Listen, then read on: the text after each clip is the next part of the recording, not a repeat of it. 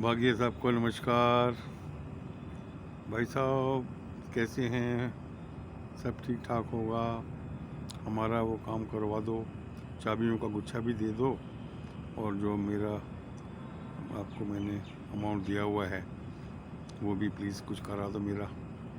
देखो, मैंने तो आपके लिए, आपके बच्चों के लिए, आपकी भांजों के लिए लाखों रुपए का लिहाज किया, फ्रिज और एसी वगैरह भी दिए, आपको पता ही है, मैंने पूरा लिहाज किया। तो आप भी प्लीज़ थोड़ा सा लिहाज कर लीजिए।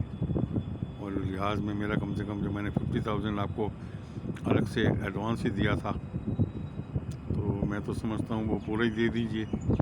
और जो 10-20 हज़ार रुपये अगर किसी चीज़ में लग भी गए हैं तो वो उन बच्चों को ही कह दीजिए कि वो एडजस्ट करें, और अगर नहीं तो मेरे उसमें से काट लीजिए। बाकी तो मैंने तो देखो, आपको 40 की भी बात हुई थी, फिर बच्चों के कहने से वो आए थे और 3-4 लाख का लिहाज कर किया, वरना मैंने तो और कोई होते तो मना ही कर देता, मैं भेज ही देता वापस।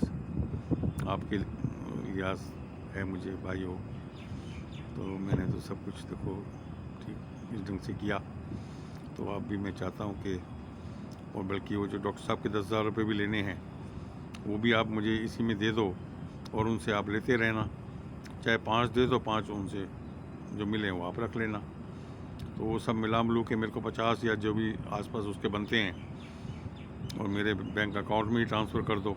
अगर आपको आना नहीं हो पा रहा है तो चाबी का गुच्छा तो आते जाते दे जाना कभी, कम से कम मेरे ICICI बैंक अकाउंट में। तो कुछ काट के देने हैं तो कुछ काट के दे दो, नहीं तो पूरे 50 ही रिफंड कर दो। मैंने तो आपको आपकी ज़रूरत के हिसाब से दिए थे, और उसमें ये कह दिया था भी जो MCD वगैरह के किसी चीज़ के बनते हों तो आप काट लेना। तो आप जैसा ठीक समझो, तो जैसा भी आप लिहाज करना चाहो तो उस हिसाब से करके आप प्लीज़, ताकि वो मुझे एक हेल्प हो जाएगी।